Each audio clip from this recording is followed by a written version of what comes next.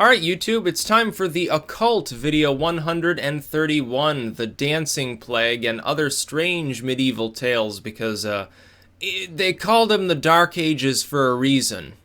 Not just because of the weather. It was a sort of a rainy, cool period of time, which may have had something to do with their collective misery and their constant outbreaks of ergotamine poisoning and things of that nature. But it was about more than that. It was intellectually dark. I assume that people were, like, their clothes are probably literally dark because, I mean, they weren't washing them and stuff, so they were all caked with dirt and, you know, these peasants with no shoes on stumbling around, basically. The Dancing Plague is something, somebody asked me about this, I think, yesterday, actually. They suggested that I should cover it, and I was like, that's actually a pretty good idea. I know I did a Plague Tech video long ago in this series on, you know, the essential topic of how a plague mask and a plague suit surprisingly probably fared pretty well in preventing the actual plague doctor from getting the plague. It was basically a primitive hazmat suit and gas mask to the best specifications that were capable of being made to back during the medieval era and into the Renaissance. Of course, they didn't have some of the high-tech materials that we have now. Wool, of course, and leather are more impermeable to droplets. You're wearing gloves. The mask filters in air from behind, which actually protects you from droplet splatter from sick patients and so forth. It probably didn't do too badly. But the Dancing Plague is interesting. So I looked it up and did a little bit of research into it. Apparently what happened is that sporadically, back in this era of time, continuing for some centuries, there were outbreaks of some sort of disease or mania or something along those lines in which people would start dancing, and sometimes they would continue doing so literally until they died of exhaustion or dehydration. They wouldn't stop. Night and day they would stand there and jerk around and dance. Now, it's not clear whether we're talking about dancing in a coordinated fashion necessarily. It could be that these people were suffering from essentially full-body seizures and were just jerking around like they had St. Vitus dance until they died of exhaustion.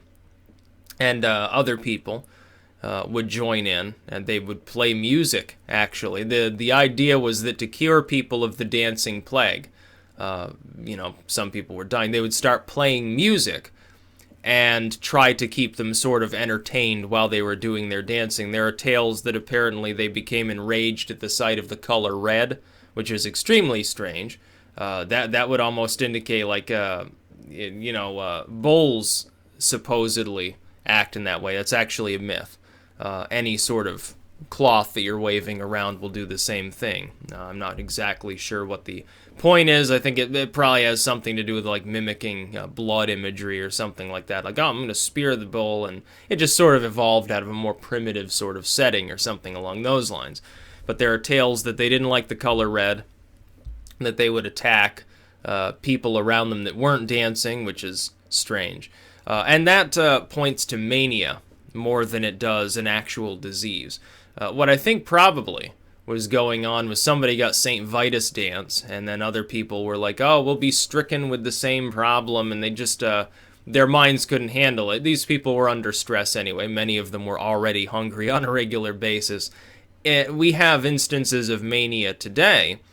It would be even more sensible to suggest that people living centuries ago, when they didn't have an understanding of proper nutrition, they certainly didn't have much of a knowledge of medicine beyond herbal healing.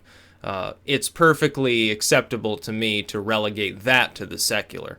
Not to the occult, like literal possession or anything like that, but then you have the weird tales where people, they'd get, like, possessed by demons, they thought. And I don't believe in possession, per se, in that sense. They'd get possessed, and they'd start shouting blasphemies or doing sexual stuff that was normally forbidden. But because they were possessed, they were actually allowed to do it. And so I think at some point, some shyster figured, oh, well, you know, I really want to have sex with this woman outside of my marriage. But I can't do that, because somebody will, you know, hatchet me in the back of the head. They'll burn me at the stake for adultery. Oh, I've got an idea. Oh, hell, I'm possessed. Oh, no, Satan is forcing me to do bad things. Goes off and you know, starts doing wild fornications and taking drugs out in the woods and dancing around. Dancing was sometimes forbidden, except in connection with certain religious festivals. Or stealing food and gorging their ravenous hunger. And people would, be terrified at the time and would avoid them because, well, they're possessed by demons. I don't want to get their demons. I'm not going to stop them. We'll call the authorities. 5 days later, somebody shows up to capture the demoniac. And then they say, oh, I'm so sorry. Oh, I was possessed by the devil. I didn't mean it. And unless they were proclaimed to be a witch under such circumstances, as opposed to, well, I'm a good Christian, but I just happened to be possessed at the time. Unless that happened, they could get off scot-free with fornicating, adultery, thievery, murder, potentially, at the time. Oh, yeah, I killed him. The devil made me do it. Literally would have flown as an argument in some cases back then if you were convincing enough, I suppose.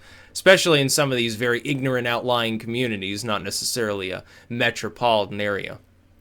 Probably a little bit of a difference between what you could get away with in a city that had paved roads still, as opposed to some backwater little location 50 miles removed from the nearest trading post with 50 families in it. I think there would have been a little bit of a difference in the medieval era.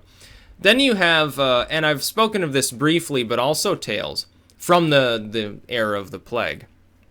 And these are more difficult to explain away, I suppose, as mere secular tales.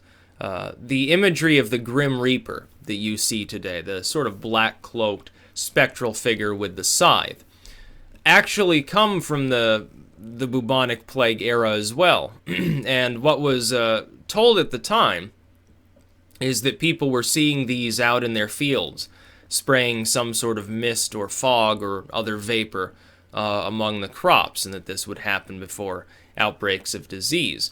Now, because these tales were occurring in areas that hadn't yet been encroached upon by the plague, whatever specific bacteria and form of bacteria or virus was actually spreading at the time, Yersinia pestis alone, by the way, cannot explain the Black Death. It had to have been a mutant variant of bubonic plague if it had anything to do with Yersinia pestis at all.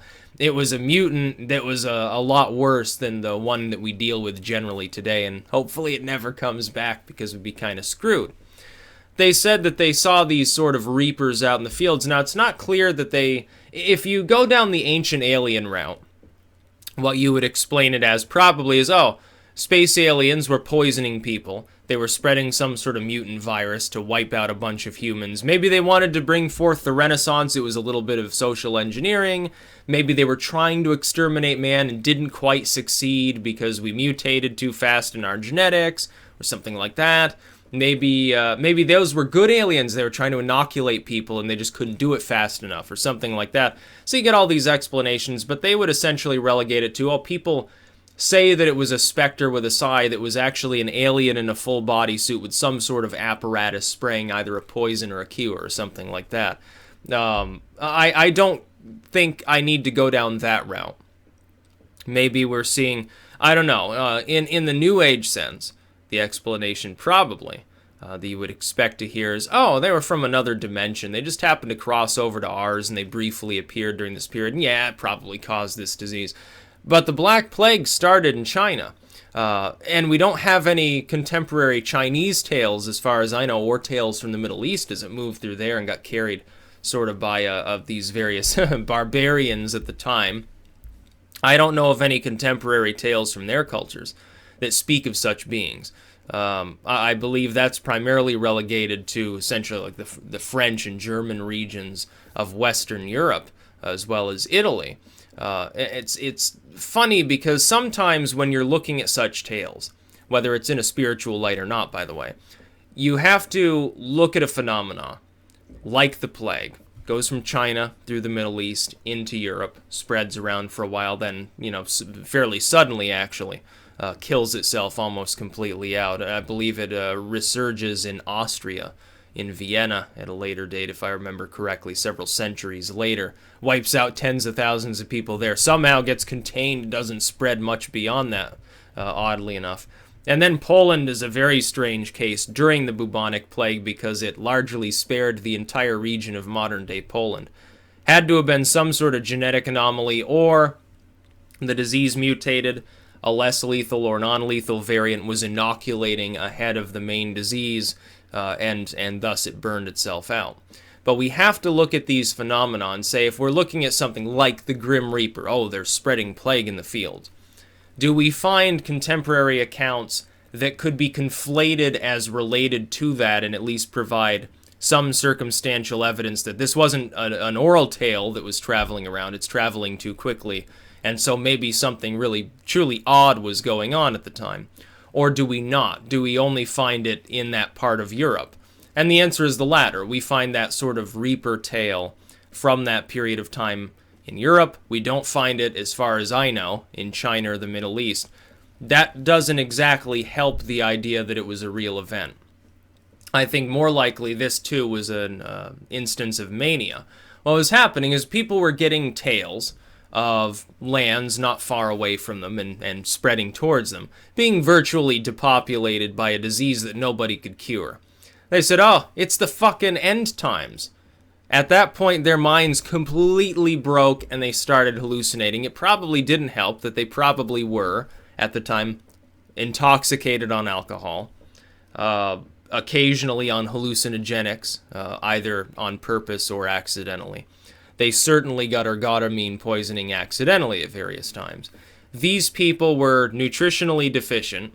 They were often hungry, in the caloric sense as well.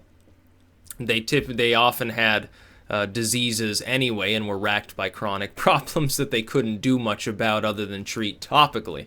And so this was not the most healthy group of people physically or mentally. And as order began to break down, things got far worse. Naturally, there was some mania going on at the time. A dancing plague, the bubonic plague causing people to go crazy. There was a time during the plague. There were two tales. First, they would have orgies in graveyards because they're like, oh, we're going to die anyway. Might as well just start fucking each other randomly here. There is no God, hail Satan. Essentially in the most literal sense. The second tale is that for a while there in the most heavily affected parts, especially of Italy, people were going into the homes of like dead feudal lords, because many of them died too. And they would inhabit their mansions, drink their wine. There was plenty of stuff left over. They moved in. They took what they wanted. They fucked who they wanted. They ate all the food. And they essentially lounged around and waited to get sick and probably die. And those that had recovered, of course, were living in this chaotic, completely upended society that was almost completely without order. Secular state order largely broke down in many parts of Europe at the time. Religious order largely broke down in many parts of Europe at the time. There wasn't really, it was, in many parts of Europe, it was a state of de facto anarchy. There were no longer, organized armies weren't willing to go into some plague zone and get sick and die, unless they had already been infected, in which case their manpower was so much lower, what would be the point? They'd get their ass handed to them. Wars, at certain points, ceased as well, oddly enough. Because, you've got all these people, they're stricken with disease, they're too sick to fight. I believe it was Justinian, the plague of Justinian, which comes before, I believe. It's not the same exact plague, although it's similar. His soldiers, which were rampaging through Italy and Tunisia and places like that at the time, retaking the Western Roman Empire and having a great deal of success, got hit so badly at the time. Oh, well, we can't do it anymore, we're going to have to stop fighting. And then, of course, because their manpower was so much lower, they couldn't hold the territory that they took, and Rome shrank back to just the eastern half of what had been, at one time, the entire Mediterranean basin. It changed human history, honestly. So you have some weird stuff going on in the medieval era and after. Oh, this stuff lasts well into the Victorian era, as far as these very strange tales of otherworldly sort of things going on. In the medieval sense, though, a lot of it can be explained medicinally. That even explains, again, as I mentioned, I think, way early in this series, the fact that plague doctors oftentimes, they didn't get sick. And people thought, oh, it must be some mystical power. No, they were wearing a full-body suit that was essentially impermeable to moisture. It was made of wool, which is highly hydrophobic, or leather, which is virtually impermeable as well, certainly to the droplets of blood coming from somebody choking on their own lungs from, pneumonic plague. They wore a mask that covered the eyes, important. It covered the face, also important. And the curved bill of this rather strange-looking, bird-looking mask actually brings in air from the backside. If someone sneezes in your face, the droplets aren't going in there. They stuffed it full of herbs, a primitive sort of filtration system. Some of those herbs that are directly mentioned also have antimicrobial properties. So it would have provided at least a small amount of protection against what they were dealing with. I don't know if Nostradamus' rosehip pills really cured anybody, but then they also developed the idea of sanitation. Oh, it's this sickly, stagnant, polluted water that's causing the plague. Flush it out with running water. Oddly enough, taking that suggestion, they wiped out a lot of the rodent and flea populations that were responsible, in many cases, for the plague. And so it actually worked. A little bit of pragmatism there. I know I'm getting off on a little bit of a rant. It doesn't have so much to do with the occult, but you've got to understand the history of man, especially with regards to some of these darker periods in mankind's history, are important. The historical study of that, the linkage all the way back through the generations of man, is part of the occult. Understanding how it operated, looking at these things in all of their complications, and studying them is important to human knowledge. And that is part of magic.